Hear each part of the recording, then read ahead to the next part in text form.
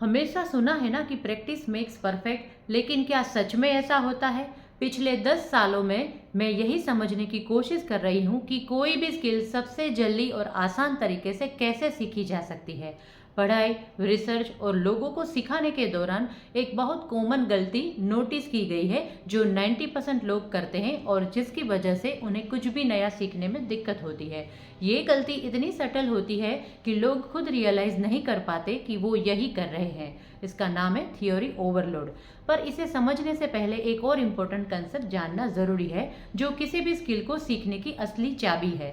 कुछ भी नया सीखने का प्रोसेस एक साइकिल में चलता है जिसे एक्सपेरिमेंटल साइकिलिंग कहते हैं। मान लो मैं आर्चरी सीख रही हूँ और रोज प्रैक्टिस कर रही हूँ। अब सिर्फ प्रैक्टिस करने से क्या मैं ऑटोमेटिकली बेटर हो जाऊंगी? May be not. जब मैं एरो छोड़ देती हूँ तो उसके बाद में उसे कंट्रोल नहीं कर सकती।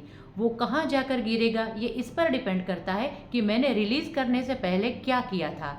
सीखने में भी यही होता है। हमारा एग्जाम स्कोर, नॉलेज, रिटेंशन और समझने की क्षमता इस पर डिपेंड करती है कि हमने स्टडी करते समय क्या अप्रोच अपनाई।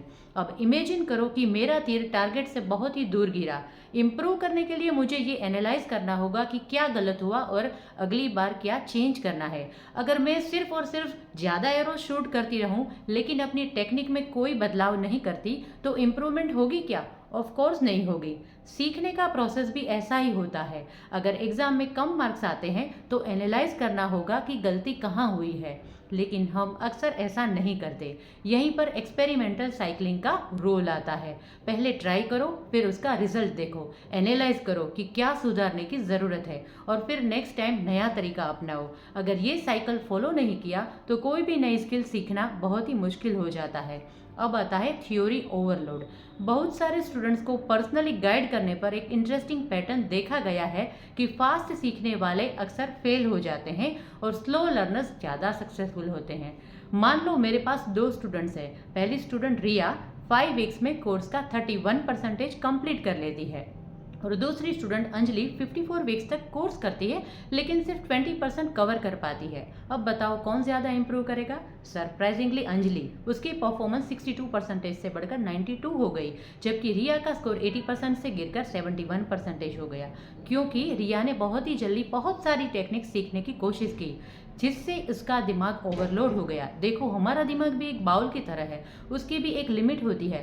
समझ रही है ना? जब हम कुछ नया सीखते हैं तो हमारा ब्रेन एक साथ कई नई चीज़ों को प्रोसेस करता है, जैसे कि आर्चरी में बो स्टेडी रखना, कोर एंगेज करना, शोल्डर्स रिलैक्स रखना, ब्रीदिंग कंट्रोल करना और एम एडजस्ट करना। इतनी सारी चीज़ें एक साथ करने से दिमाग जल्दी भर जाता है और जब कैपेसिटी लिमिट क्रॉस हो जाती है तो ब्रेन ओवरलोड हो जाता है। अगर सच में जल्दी सीखना है तो धीरे चलो। रिया ने 5 वीक्स में 12-15 टेक्निक सीखने की कोशिश की। अब अगर हर टेक्निक में 2-3 चीज़ें याद रखनी हो तो उसके दिमाग में एक साथ 30 से ज़्यादा कंसेप्ट घूम रहे थे और यही उसकी गलती थी। दूसरी तरफ अंजलि ने कम चीज़ों पर फोकस किया लेकिन एक एक करके सीखा और उसे अच्छे से अप्लाई किया। यही रीज़न है कि बहुत लोग सालों तक मेहनत करते हैं लेकिन इम्प्रूवमेंट नहीं होती। वो एक साथ बहुत कुछ दिमाग में भर लेते हैं और ओवरलोड के कारण सब उल्टा पुल्टा हो जाता है। अगर सच में मास्टर बनना है तो एक टाइम पर सिर्फ एक इम्प्रूवमेंट पर ध्यान दो, उसे परफेक्ट करो, फिर अगले पर जाओ। यही असली शॉर्टकट है। So do try to follow this concept and if you like this video don't forget to like, subscribe and share. Thanks for watching.